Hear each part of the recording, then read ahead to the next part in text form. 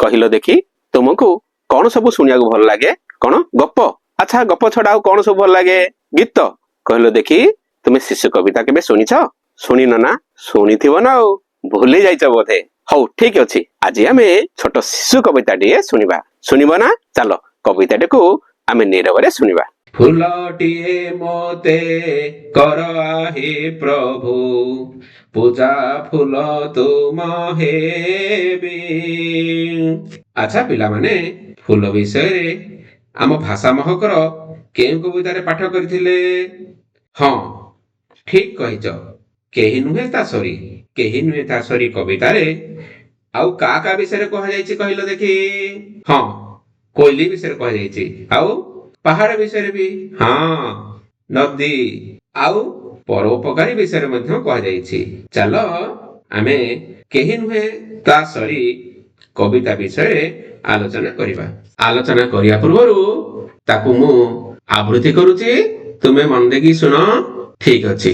କବିତା କେହି ନୁହେଁ ତା ସରି, ଫୁଲ ପରି ମୁଁ କୋମଳ ହେବି, ହସିବି ସଦା ବେଳେ, ବାସ ଭିତରି ଖୁସି ମୁଁ ଦେବି ସଭିଙ୍କୁ କାଳେ କାଳେ, କୋଇଲି ପରି ମିଠା ସ୍ୱରରେ କହିବି କଥା ସଦା, ଦୁଃଖ ଦେବିନି କାହାରି ମନେ ଆସୁ ବିପଦ ବାଧା, ପାହାଡ଼ ସମ ସ୍ଥିର ମନରେ କରିବି ସବୁ କାମ, ଦେଶ ସେବାରେ ଜୀବନ ଦେବି ରଖିବି ତାର ନାମ, ନଦୀ ପରାଏ ଆଗେଇ ଯିବି କରିବି ଜନହିତ, ଦୁଃଖୀ ଓଠରେ ହସ ଖେଳାଇ ହେବି ମୁଁ ତାର ମିତ, ପରର ହିତ କରଇ ଯିଏ ଆପଣା ଲୋକ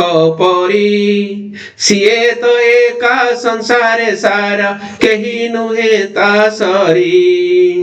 ଆଚ୍ଛା ପିଲାମାନେ, କବିତାଟାକୁ ତମେ ତ ଶୁଣିଲ, କେମିତି ଲାଗିଲା? ଭଲ ଲାଗିଲା ନା? ଠିକ ଅଛି, ତାହେଲେ ଆମେ କବିତାର ପ୍ରଥମ ପଦକୁ ଯିବା। ଫୁଲ ପରି ମୁଁ କୋମଳ ହେବି, ହସିବି ସଦା ବେଳେ, ବାସ ଭିତରି ଖୁସି ମୁଁ ଦେବି ସଭିଙ୍କୁ କାଳେ କାଳେ। ଆଚ୍ଛା ପିଲାମାନେ, ଏଇ ପଦଟି କାହା ବିଷୟରେ କୁହାଯାଇଛି? ହଁ, ଠିକ କହିଛ, ଫୁଲ ବିଷୟରେ କୁହାଯାଇଛି। ହଁ, ଶିଶୁଟି ଫୁଲ ପରି କଣ ହେବାକୁ ସେ ଚାହୁଁଛି? କୁହ କୁହ, କଣ ହେବାକୁ ସେ ଚାହୁଁଛି? ଶିଶୁଟି ଫୁଲ ପରି କୋମଳ ବା ସରଳ ହୋଇ ସଦା ସର୍ବଦା ହସ ହସ ମୁହଁରେ ରହିବାକୁ ଚାହୁଁଛି। ହଁ, ତମକୁ ହସ ହସ ମୁହଁରେ ରଖିବାକୁ ଭଲ ଲାଗେ ନା? ସବୁବେଳେ ହସ ହସ ମୁହଁରେ ରହିବାକୁ ଭଲ ଲାଗେ ନା? ମନ ଖୁସି ଲାଗେ? ହଁ, ଠିକ କଥା। ଆଉ କଣ କରିବାକୁ ଶିଶୁଟି ଚାହୁଁଛି ଏଇ ପଦରେ? କୁହ। ହଁ, ଠିକ ଅଛି, ସବୁ ସମୟରେ ସମସ୍ତଙ୍କ ମନରେ ଭଲ ବ୍ୟବହାର ଦେଇ ଖୁସି କରିବାକୁ ଚାହୁଁଛି ନା? ଆହା, ବହୁତ ସୁନ୍ଦର ସୁନ୍ଦର ଉତ୍ତର ଦଉଛ। ଠିକ ଅଛି, ଆମେ ତାର ପର ପଦଟି ଆବୃତ୍ତି କରିବା। କୋଇଲି ପରି ମିଠା ସ୍ୱରରେ କହିବି କଥା ସଦା, ଦୁଃଖ ଦେବିନି କାହାରି ମନେ ଆସୁ ବିପଦ ବାଧା। ଆଚ୍ଛା ପିଲାମାନେ, এই କବିତାଟି ତ ପଦଟି ତମେ ଶୁଣିଲ, ଏଇ ପଦଟି କାହା ବିଷୟରେ କୁହାଯାଇଛି?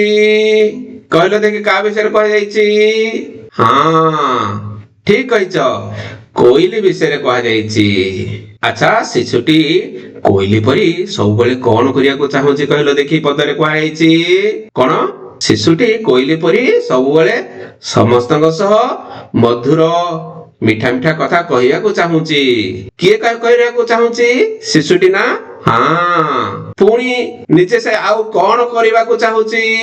ହଁ, ଶିଶୁଟି ତା ଜୀବନରେ ଯେତେ ଅଭାବ ଆସିଲେ ବି, ଯେତେ ଅସୁବିଧା ଆସିଲେ ବି କାହାରି ମନରେ ଦୁଃଖ ଦେବ ନାହିଁ ବୋଲି ଭାବୁଛି ଆଉ କହୁଛି। ଆଚ୍ଛା, ବହୁତ ଭଲ କଥା। ଆଉ ଗୋଟେ ପଦଟି ଆମେ ଆବୃତ୍ତି କରିବା ଆମ କବିତାର। ପାହାଡ଼ ସମ ସ୍ଥିର ମନରେ କରିବି ସବୁ କାମ, ଦେଶ ସେବାରେ ଜୀବନ ଦେବି ରଖିବି ତାର ନାମ। ଆଚ୍ଛା ପିଲାମାନେ, ଏଇ ପଦଟି କାହା ବିଷୟରେ କୁହାଯାଇଛି? ହଁ, ପାହାଡ ବିଷୟରେ କୁହାଯାଇଛି ନା?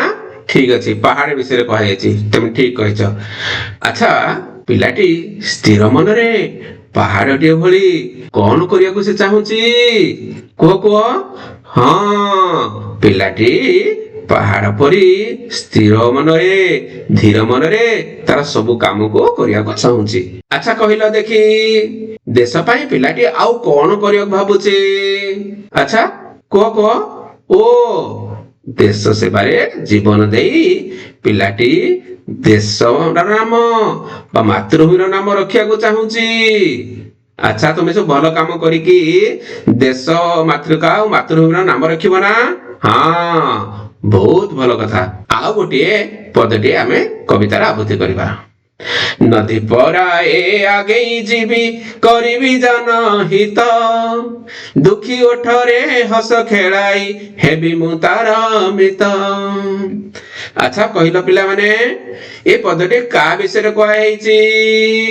ହଁ ଠିକ କହିଛ, ନଦୀ ବିଷୟରେ କୁହାଯାଇଛି। ତମେ ନଦୀ ଦେଖିଛ? ଆଚ୍ଛା ଆଚ୍ଛା, ସମସ୍ତେ ନଦୀ ଦେଖିଛ? ହଁ, ଆଚ୍ଛା ଆଚ୍ଛା, ଦେଖିବା। ଲୋକଙ୍କ ହିତ କରିବା ପାଇଁ, ଲୋକଙ୍କ ମଙ୍ଗଳ କରିବା ପାଇଁ ନଦୀ ଭଳି ପିଲାଟି କଣ କରିବାକୁ ଚାହୁଁଛି? ନଦୀ ଭଳି ଆଉ କି କାର୍ଯ୍ୟ କରିବାକୁ ଚାହୁଁଛି? ଆଚ୍ଛା, ଲୋକଙ୍କର ହିତ କରିବ, ଲୋକଙ୍କର ମଙ୍ଗଳ କରିବ ପାଇଁ ନଦୀ ଭଳି ଆଗେଇ ଯିବାକୁ, ମାଡି ଯିବାକୁ ପିଲାଟି ଚିନ୍ତା କରୁଛି। ଆଚ୍ଛା ଆଚ୍ଛା, ଲୋକଙ୍କ ମଙ୍ଗଳ କରିବା ପାଇଁ ଆଗେଇ ବସିବ, ମାଡି ଯିବ। କଣ କରିବା ପାଇଁ? ନଦୀ ଭଳି ଆଗକୁ ଆଗକୁ ମାଡି ଯିବ, ଆଗକୁ ଆଗକୁ ମାଡି ବସିବ। କଣ କରିବ? ଯେ ଲୋକଙ୍କର ହିତ କରିବା ପାଇଁ। ଠିକ ଅଛି। ତାପରେ ପିଲାଟି ଦୁଃଖୀ ଲୋକଙ୍କର କଣ କରିବାକୁ ଚାହୁଁଛି? ଏଇ ପଦରେ କଣ? ଦୁଃଖୀ ଲୋକଙ୍କ ମନରେ ହସ ଖୁସି ଖେଳାଇ ପିଲାଟି ତାର ମିତ୍ର ବା ବନ୍ଧୁ ହୋଇ ଉଠିବାକୁ ଚାହୁଁଛି। ଓ, ଦୁଃଖୀ ଲୋକର ବନ୍ଧୁ ହବ, ଦୁଃଖୀ ଲୋକ ମନରେ ହସ ଫୁଟେଇବ, ଦୁଃଖୀ ଲୋକ ମନରେ ଖୁସି ଫୁଟେଇବ। ଆଚ୍ଛା ଆଚ୍ଛା, ହେଇ ତାର ମିତ୍ର ହବ, ତାର ବନ୍ଧୁ ହବ। ହଁ, ବହୁତ ସୁନ୍ଦର କଥା। ତୁମେ ସବୁ କରିବ ନା ଏମିତି? ହଁ, ବହୁତ ସୁନ୍ଦର। ଆଉ ଗୋଟିଏ ପଦଟି ଆମେ ପଢିବା। ପରର ହିତ କରଇ ଯିଏ ଆପଣା ଲୋକ ପରି, ସିଏ ତ ଏକା ସଂସାରେ ସାର କେହି ନୁହେଁ ତା ସରି। ଆଚ୍ଛା, এই ପଦଟି କାହା ବିଷୟରେ କୁହାଯାଇଛି ପିଲାମାନେ? ଓ, ପରୋପକାରୀ। ତେବେ ସବୁ ଅନ୍ୟର କାହାର ଉପକାର କରୁଛ କେବେ? ଆଚ୍ଛା, ଉପକାର କରିବା ନା। ଆଉ ପରୋପକାରୀ ଭଳି ପିଲାଟି କଣ କରିବାକୁ ଚାହୁଁଛି କହିଲ ଦେଖି? ପଦରେ କୁହାଯାଇଛି କଣ କରିବାକୁ ଚାହୁଁଛି? ହଁ ହଁ, କୁହ କୁହ, ତମେ କୁହ। ହଁ, ପିଲାଟି ପରୋପକାରୀ ଭଳି ଅନ୍ୟର ଉପକାର କରିବାକୁ ଚାହୁଁଛି। ଆଚ୍ଛା, ପିଲାଟି କାହିଁକି ପରର ଉପକାର କରିବାକୁ ଚାହୁଁଛି? କାହିଁକି ଚାହୁଁଛି? ହଁ, ବଡ ଲୋକ ହବ। କଣ ହବ? ବଡ ଲୋକ। ଆଚ୍ଛା, ହଁ ଠିକ କହିଛ। ପିଲାଟି ଦୁନିଆରେ ମହାନ ହୋଇ ଉଠିବ ବୋଲି ପରର ଉପକାର କରିବାକୁ ଚାହୁଁଛି। ହେଲା, ବଡ ଲୋକ ହବ, ସମାଜରେ ବଡ ଲୋକ ହବ। ହଁ ଠିକ କଥା। ଆଚ୍ଛା ପିଲାମାନେ, ଆମେ ତ କବିତାଟିକୁ ଆଲୋଚନା କଲେ, ସବୁ ପଦ ଗୁଡିକୁ ଆଲୋଚନା କଲେ। ତୁମକୁ ଭଲ ନିହାତି ଲାଗିଥିବ ନା? ଭଲ ଲାଗିଥିବ, ନିହାତି ଭଲ ଲାଗିଥିବ। ହଁ, ଭଲ ଲାଗିଲା ନା? ଠିକ ଅଛି, ବହୁତ ସୁନ୍ଦର। ଆଚ୍ଛା ପିଲାମାନେ, ଚାଚରା ଗୋଟେ କଥା ଚିନ୍ତା କରିବା। ଏ କବିତାରେ ଶିଶୁଟି କାହା ଭଳି ହେବାକୁ ଚାହୁଁଛି ତାହା ବାଛି ଆମେ ଖାଲି ସ୍ଥାନରେ ପୂରଣ କରିବା। କାହା ଭଳି ହେବାକୁ ଚାହୁଁଛି? ପ୍ରଥମେ ସେ କାହା ଭଳି ହେବାକୁ ଚାହିଁଛି? ଓ, ଫୁଲ ଭଳି ହେବାକୁ ଚାହିଁଛି। ହଁ, ତାପରେ ସେ କବିତାରେ କାହା ଭଳି ହେବାକୁ ଚାହୁଁଛି? ପାହାଡ ଭଳି। ଠିକ କହିଛ, ଠିକ କହିଛ, ପାହାଡ ଭଳି ହେବାକୁ ଚାହୁଁଛି। ଆଉ ତାପରେ ସେ କାହା ସହିତ କାହା ଭଳି ହେବାକୁ ଚାହୁଁଛି? ନଦୀ ଭଳି ନା? ନଦୀ ଭଳି। ଆଚ୍ଛା ଆଚ୍ଛା ଆଚ୍ଛା, ଆଉ କଣ? କୋଇଲି ଭଳି। ବାଃ, କୋଇଲି ଭଳି ହେବାକୁ ଚାହୁଁଛି। ଆଚ୍ଛା ଆଚ୍ଛା, ଆଉ କାହା ଭଳି ହେବାକୁ ଚାହୁଁଛି? ଓ ପରକାରୀ ଭଳିଆ ଚାହୁଁଛି। ତାହେଲେ କବିତାରେ ସେ କାହା ଭଳି ହେବାକୁ ଚାହୁଁଛି? ଫୁଲ ଭଳି ହେବାକୁ ଚାହୁଁଛି, କୋଇଲି ଭଳି ହେବାକୁ ଚାହୁଁଛି, ପାହାଡ ଭଳି ହେବାକୁ ଚାହୁଁଛି, ନଦୀ ଭଳି ହେବାକୁ ଚାହୁଁଛି, ପରୋପକାରୀ ଭଳି ହେବାକୁ ଚାହୁଁଛି। ହଁ ଠିକ ଅଛ, ତମେ ଠିକ ଅଛ। ଆଚ୍ଛା ପିଲାମାନେ ଆଉ ଗୋଟେ କାମ କରିବା। କଣ କାମ କରିବା? କବିତାରେ ଶିଶୁଟି କାହା ଭଳି କଣ କରିବାକୁ ଚାହୁଁଛି କହିଲ ଦେଖି? ତୁମେ ତ ଏଇ ପୂର୍ବ ପ୍ରଶ୍ନରେ କଣ କହିଲ? କିଏ କାହା ଭଳି ହେବାକୁ ଚାହୁଁଛି? ପିଲାଟି କାହା ଭଳି ହେବାକୁ ଚାହୁଁଛି? ତୁମେ 5 ଜଣଙ୍କର ନାଁ କହିଦେଲ। ବର୍ତ୍ତମାନ ତାଙ୍କର ଗୁଣ ଗୁଡ଼ିକ କହିବା। ଆଚ୍ଛା ଶିଶୁଟି ଫୁଲ ଭଳି କଣ ହେବାକୁ ଚାହୁଁଛି? କୁହ କୁହ, ଶିଶୁଟି ଫୁଲ ଭଳି କଣ ହେବାକୁ ଚାହୁଁଛି? କଣ? କୋମଳ ହେବାକୁ। ବାଃ, ବହୁତ ସୁନ୍ଦର କଥା। ଆଉ ଶିଶୁଟି କୋଇଲି ଭଳି କଣ ହେବାକୁ ଚାହୁଁଛି? ମିଠା କଥା କହିବାକୁ ଚାହୁଁଛି। କୋଇଲି ମିଠା କଥା କହେ ନା? ଆଚ୍ଛା କୋଇଲି କେମିତି ରାବେ ତମେ ଶୁଣିଛ? ହଁ, ବହୁତ ମିଠା, ସୁନ୍ଦର ଲାଗେ ନା ଶୁଣିବାକୁ? ମିଠା ଲାଗେ, ମିଠା ସ୍ୱରରେ କୋଇଲି ବୋବାଏ। ହଁ ସେମିତି ଆମେ ସମସ୍ତଙ୍କୁ ମିଠା କଥା କହିବା। ବହୁତ ସୁନ୍ଦର କଥା। ଶିଶୁଟି ପାହାଡ ଭଳି କଣ ହେବାକୁ ଚାହୁଁଛି ରେ? ହଁ ପିଲାମାନେ ଠିକ କହିଛ, ସ୍ଥିର ମନ ହେବାକୁ ଚାହୁଁଛି। ଆଚ୍ଛା ଶିଶୁଟି ନଦୀ ଭଳି କଣ ହେବାକୁ ଚାହୁଁଛି? ନଦୀର ଭଳି କଣ ହେବାକୁ ଚାହୁଁଛି? ଆଗକୁ ମାଡି ଯିବ। ଆଉ ହଁ, ଆଗକୁ ମାଡି ଯାଇକି ଦୁଃଖୀ ଲୋକଙ୍କର ସେବା କରିବ। ବାଃ, ବହୁତ ଭଲ କଥା। ଆଚ୍ଛା ଶିଶୁଟି ପରୋପକାରୀ ଭଳି କଣ ହବାକୁ ଚାହୁଁଛି? ପରର ଉପକାର କରିବାକୁ ଚାହୁଁଛି ନା? ଆଚ୍ଛା ପିଲାମାନେ ଗୋଟେ ଖେଳ ଖେଳିବା। ଏତେ ତ ପଢିଲେ, ଆମେ ଗୋଟେ ଖେଳ ଖେଳିବା। କୋଉ ଖେଳ କହିଲ? ଶବ୍ଦ ଯୋଡ ଖେଳ। କଣ ଶବ୍ଦ ଯୋଡ ଖେଳ? ଆମ ପାଖରେ ଗୋଟେ ବାଁ ପଟେ କଣ ଅଛି? ବହୁତ ଗୁଡେ ଶବ୍ଦ ଅଛି, ଶବ୍ଦ ଭଣ୍ଡାର ଅଛି। ସେଇଥିରୁ ଚାଲ ସମାନ ଅର୍ଥ ବୁଝୁଥିବା ଶବ୍ଦକୁ ଖୋଜି ଆଣି ଶବ୍ଦରେ ଆମେ ମୂଳ ଶବ୍ଦରେ ଯୋଡ଼ିବା। କୋମଳ। ଆରେ ବାରେ ବାରେ ବାରେ, କୋମଳ ଅର୍ଥ? କୋମଳ କଣ? କୋମଳ ଅର୍ଥ କଣ ବୁଝାଉଛି? ସରଳ। ହଁ ମିଠା, ମିଠା ମିଠା କଥା ଯୋଉ ଆମେ ପଢିଥିଲେ, ମିଠା କଣ ବୁଝାଉଛି? ମଧୁର। ବାଃ, ବହୁତ ସୁନ୍ଦର। ମାତୃ। ହଁ ମା। ଆଗେଇ ଯିବା। ହଁ ମାଡି ଯିବା, ନଦୀ କି ଆଗକୁ ମାଡି ଯାଉଥିଲା। ହଁ ମିତ, ବନ୍ଧୁ।